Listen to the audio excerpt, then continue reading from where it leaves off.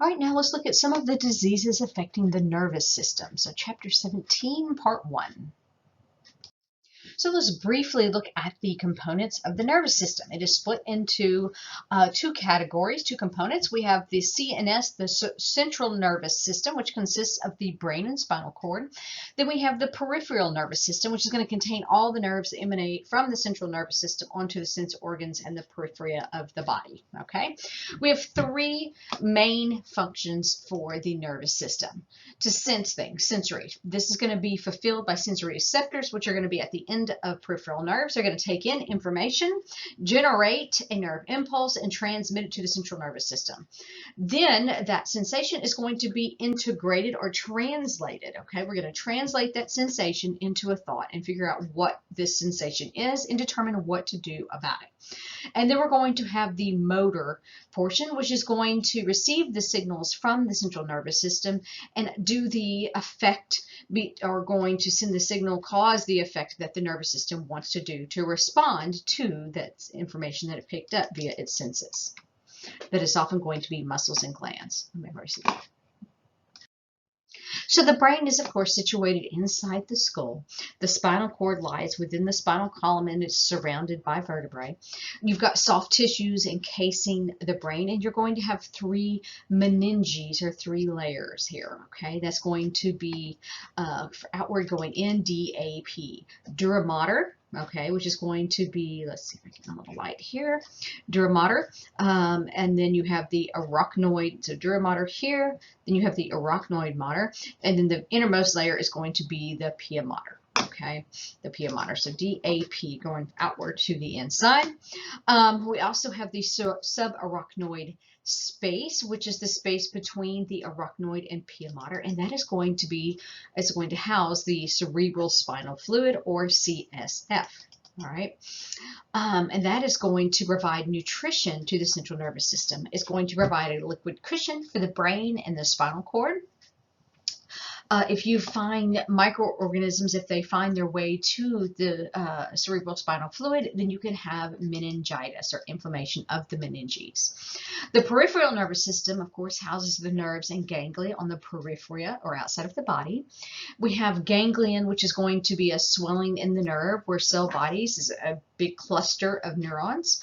Neurons are going to be the cells that make up the tissues of the brain and spinal cord that do the actual receiving and transmitting of the signals to and from the central nervous system. They're bundles of axons that receive and transmit signals. Okay, axons and dendrites communicate with each other across what we call a synapse, and then we have neurotransmitters, which are going to be chemical messengers released from one cell to the next and act on a cell in a synapse. So the defenses of the nervous system are mainly going to be structural in nature. We have the blood-brain barrier, which is going to restrict substances from entering the brain via the vascular system. It's going to be very, very selective. The vascular interface between the blood vessels serving the brain and the brain itself. That's what the blood-brain barrier is. So cells that make up the walls of the blood vessels allow very few molecules to pass through. They can prohibit most microorganisms and most antibiotics from entering the nervous system. So the bony casings of the brain are some of the other structural defenses here. The spinal cord that can protect them, the bony casings of the brain and the spinal cord can protect them from traumatic injury. Also, the CNS central nervous system is considered immunologically privileged. Okay, so it has a reduced immune response compared to the rest of the body, and so these are only able to mount a partial or lower level immune response if you have an immunologic challenge. So cells in the CNS are going to express lower levels of major histocompatibility complex antigens. Complement proteins are also in much lower quantities in the CNS. The function of the central nervous system are so vital that even a temporary disruption or damage could result from just a normal immune response, could be highly detrimental. So this is definitely immune privileged. So we also have microglia and macrophages in the brain, which do have some phagocytic capabilities. But again, the activity is very reduced compared to what happens in the other parts of the body. Okay, so the normal microbiota for the nervous system, we still believe there isn't any. Okay, we have our defense mechanisms, but we should not have any microbes in the brain, as far as we understand anyway. So any type of microorganism in these tissues is a deviation from a healthy, normal, healthy state. Herpes virus can live in a dormant state in the nervous system, but they're not considered normal microbiota. All right. Research does suggest that the gut microbiome can influence the nervous system in a few ways. It helps with development of the brain, development of the blood-brain barrier, proper construction of peripheral nerves. All of these can be affected by the gut microbiome, interestingly. So the disease meningitis is an inflammation of the meninges, and we have many different organisms that can cause this, and we also have that can cause this, sorry. So the most common cause is going to be enterovirus. Symptoms are going to include headache and stiff neck, okay? That's going to be the most classic symptoms, and fever, and you will find white blood cells in the cerebrospinal fluid. More serious forms can cause acute meningitis are usually going to be bacterial in nature. This is going to sometimes be facilitated, entry into the central nervous system is sometimes facilitated by a co-infection or previous infection with a respiratory virus, and that's how they can sometimes get in there. Neonates can have meningitis. It's going to often be caused by different microorganisms than those that you see with adults and children. Okay, so for diagnosis is that spinal tap and lumbar puncture, and then you can also gram stain or culture the CSF when that has been done. Treatment with broad spectrum antibiotics is usually started immediately. You also, as far as symptoms, you can also have some nausea and vomiting, some photophobia, which is sensitivity to light. Occasionally, you can have skin rashes in certain types of meningitis. We're going to look first at Neisseria meningitidis. Sorry, this is a gram-negative diplococci. This is commonly called Meningiococcus for this Neisseria meningitidis. It's much easier to say Meningiococcus. I say that and I still blur on it. All right. So this is often associated with epidemic forms of meningitis. It is going to cause a most serious acute meningitis, which accounts for 15 to 20% of all meningitis. Most cases are going to occur in young children because vaccination cannot occur up until about age 11. There are 12 strains. These all have capsules. We have serotypes B, C, and Y as well that are most responsible for the infection out of those 12. This is going to have some virulent factors. This is going to have the capsule, pili, endotoxin, which is really important. Be sure to put that it has a capsule and endotoxin on here. It's going to have IgA protease. The reservoir of infection here is the nasopharynx of humans. This is going to be easily transmitted in areas like daycares, dorms, or military barracks. And again, this causes the most serious form of acute meningitis and is transmitted by close contact. So that's why those areas are where you often see it transmitted. So with Neisseria meningitidis, you're going to see bacteria enter the body through the upper respiratory tract, move into the blood, penetrate the meninges and produce symptoms. The pathogen will release the endotoxin into circulation, which is going to then stimulate the white blood cells. Damage to blood vessels is going to be caused by cytokines, which can lead to vascular collapse, hemorrhage, or petechiae on the trunk and appendages. And petechiae are very fine little, almost capillaries that you'll see. And so it looks like a little rash. It is actually ruptured little tiny blood vessels. In a small number of cases, meningiococcemia becomes an overwhelming disease, which can have a very high mortality rate. Bacteria can produce that IgA protease and a capsule, and that's going to help it counter the body's defenses. And so with this, you're going to see a very sudden onset, high fever, sore throat, delirium, chills. You'll see the bleeding under the skin, and you'll see that petechiae rash, shock, coma. You're going to have generalized clotting, okay, which can lead to cardiac failure, and you can also have damage to your adrenal glands, so very serious. So these bacteria do not survive very well outside of the body. They're acquired through close contact, secretion, or droplets. We'll have kind of a sporadic incidence occur, upsurgence in late winter or early spring. You have carriers, and they're going to live in close quarters with susceptible individuals, which is often what will happen, and then that disease will transmit. The highest risk groups are going to be very young children, older children, and young adults. Okay. Suspicion of bacterial meningitis is a medical emergency. A differential diagnosis must be done very quickly and very accurately. Meningococcal meningitis must be confirmed or ruled out because it can be fatal in a very short period of time. Treatment must be begun with that particular organism in mind until it is ruled out. So they'll start treating for that until they know for sure what it is. You can get samples of your CSF, blood, nasopharyngeal swabbing, and then stain that and observe for the characteristic diplococci. That's very important. You'll see diplococci. We also have some rapid tests available, and they will test things like the capsules polysaccharide or the cells directly, even without culturing. Okay. There's also a modified chocolate agar test that can be used for culturing and incubated in with high levels of carbon dioxide. Presumptive identification of the genus is going to be obtained through gram staining and oxidase testing. But again, the most common cause here is going to be Streptococcus pneumoniae. Bacterial meningitis is going to be Streptococcus pneumoniae. Okay. So the infection rate in most populations is just 1%. But it does have a mortality rate of 15%. And so antibiotic therapy must be started right away.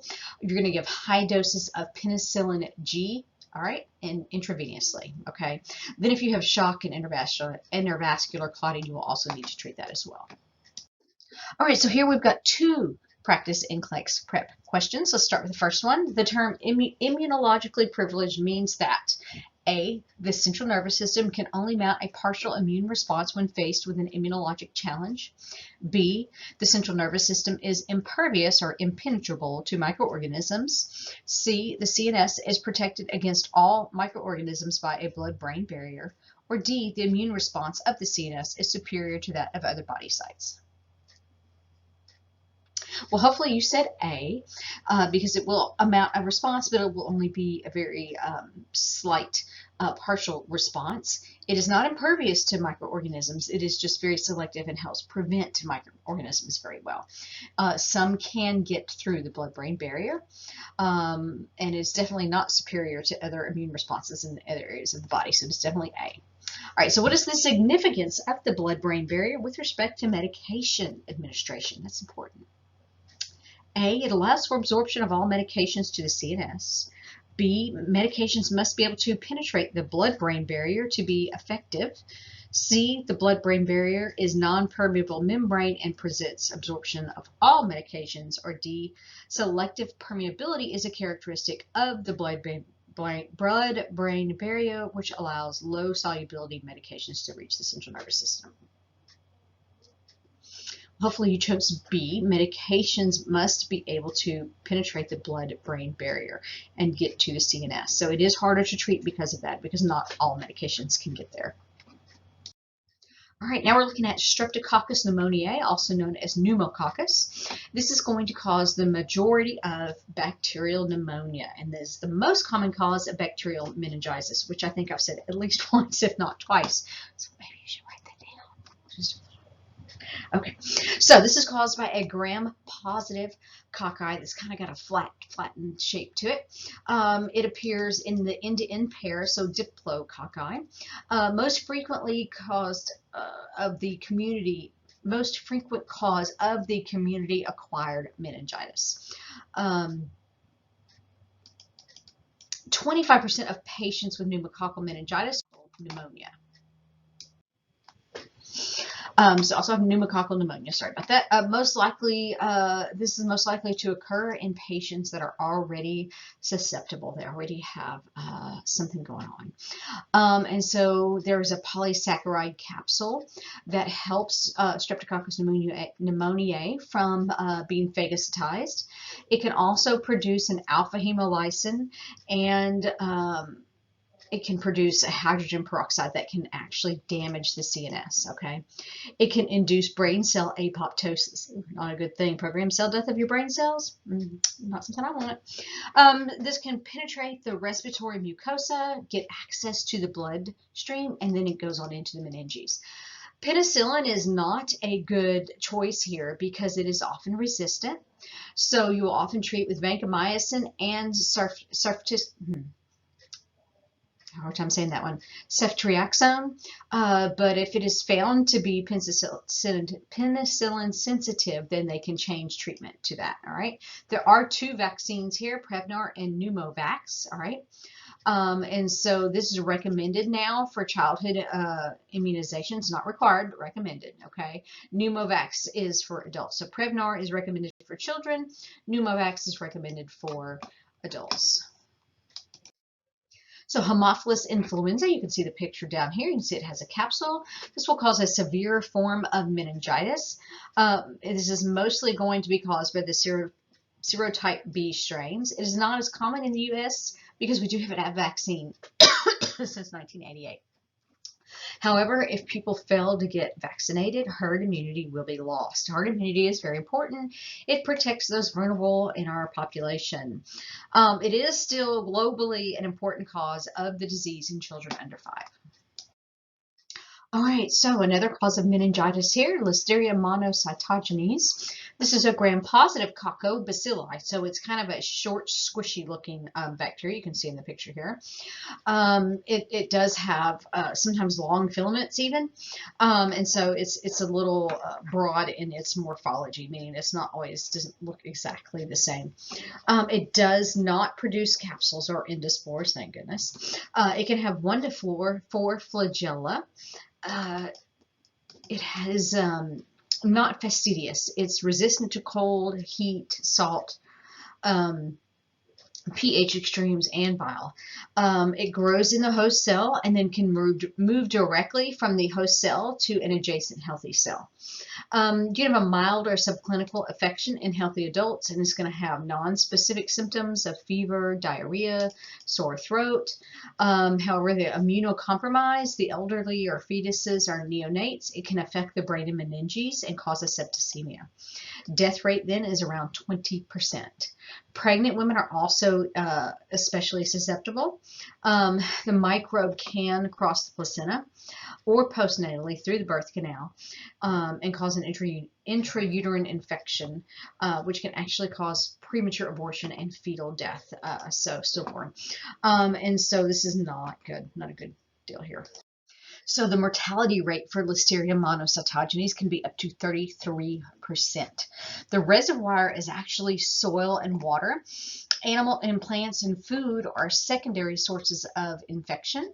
Most cases of this, and this would be called listeriosis, are associated with ingesting contaminating dairy products, poultry and meat. So if you remember, there was actually an issue with the Bluebell ice cream, and I believe this was Listeria and listeriosis that the Bluebell ice cream had when it was pulled off of the shelves. It was causing listeriosis.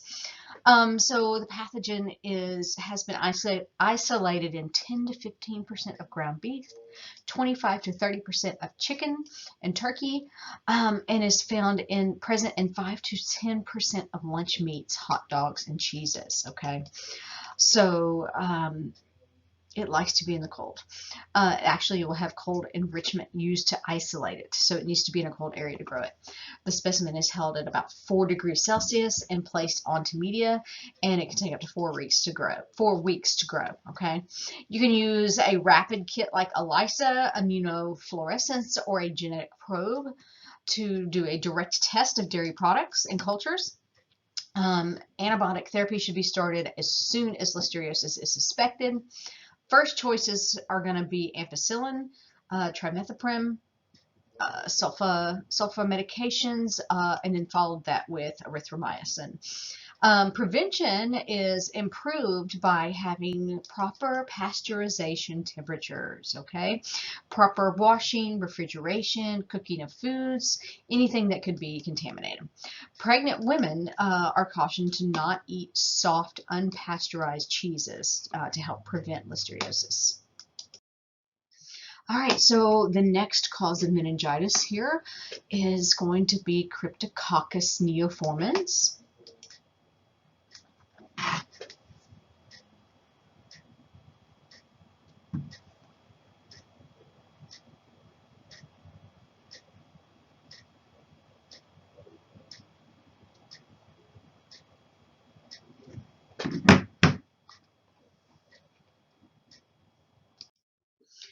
So Coccidioides is another species that can cause another fungal species that can cause meningitis. It actually causes what we call valley fever. This is globally still common and an important cause of disease in children under 5. You're going to have arthrospores here that are going to be present in the environment, and they can be inhaled. And then once in the lungs, they can go to the brain and other tissues. The arthrospores will develop into these little spherules down here with endospores. And those endospores are released and can cause damage here, okay? So at 25 degrees Celsius, it forms a moist white to brown colony with the branching septate hyphae, okay? And those are going to have the arthrospores, and those can germinate into a parasitic phase, and those are the spherules or spherical cell. So Coccidioides is very highly virulent, and it's a true systemic fungal infection. It can begin as a pulmonary infection and then disseminate throughout the entire body. This is one of the most serious manifestations, is having Coccidioides of the meninges. Anyone that inhales arthrospores will usually develop some degree of infection, but some have a genetic susceptibility that gives rise to a more serious disease. And so those arthrospores are going to develop into spherules in the lungs, and you can have mild respiratory symptoms. And then, as I said, it can cause disseminated disease, including meningitis. It can also cause osteomyelitis and skin granulomas.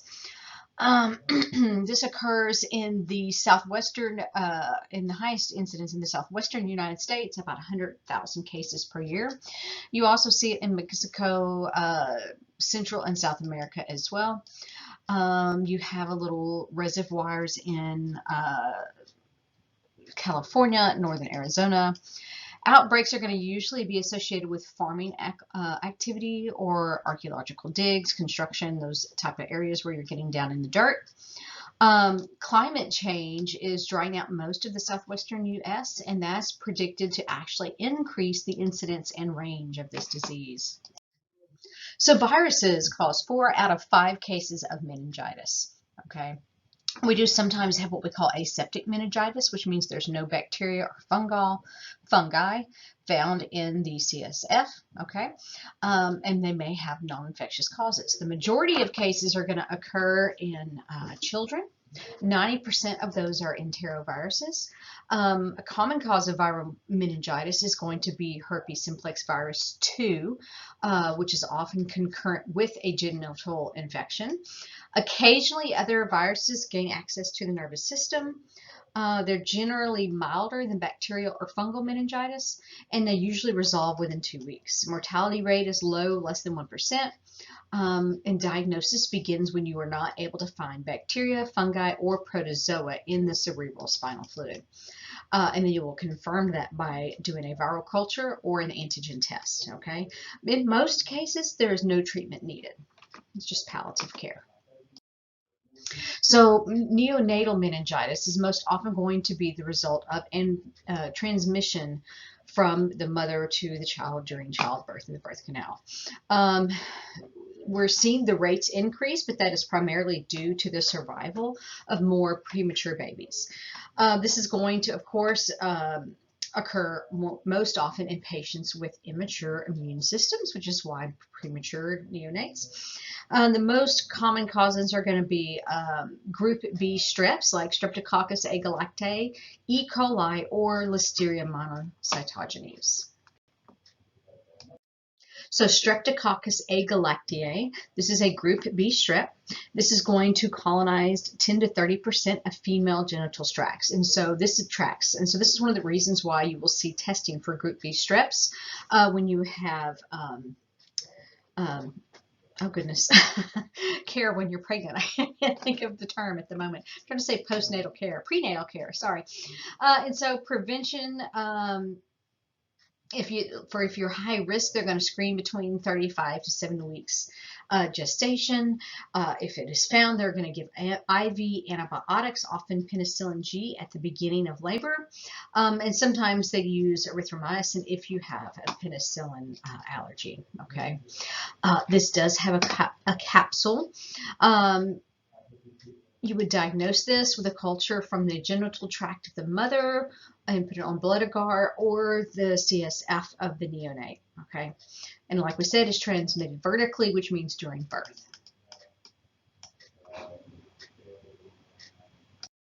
So next, one particular strain of E. coli, the K1 strain, is going to be the second most common cause of neonatal meningitis. And again, this is transmitted vertically, which means during birth. This is gram-negative bacteria.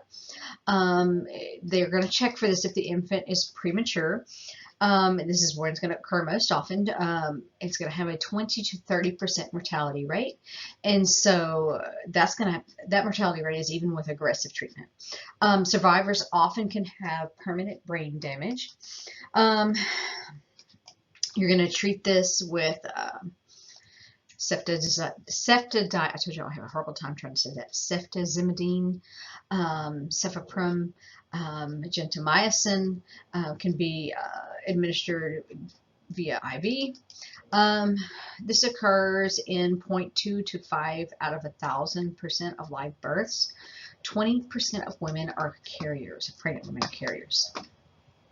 Last one here is Cronobacter sakazakii. This is formerly known as Enterobacter sakazakii. This is gram-negative and it's very rare, but it is deadly. And this is actually transmitted in baby formula because it can live in a dry condition. And so this is highly implicated in outbreaks of neonatal and infant meningitis because of the infant formula. Mortality rates can be up to 40%, which is very high. That's 4 out of every 10. The FDA and CDC have advised hospitals to use ready-to-feed and concentrated liquid formulas and not dry formulas because of this. And they also advise careful hand washing and cleaning of the feeding equipment, using fresh formula, discarding leftover formula. And you would treat this with a broad spectrum antibiotic.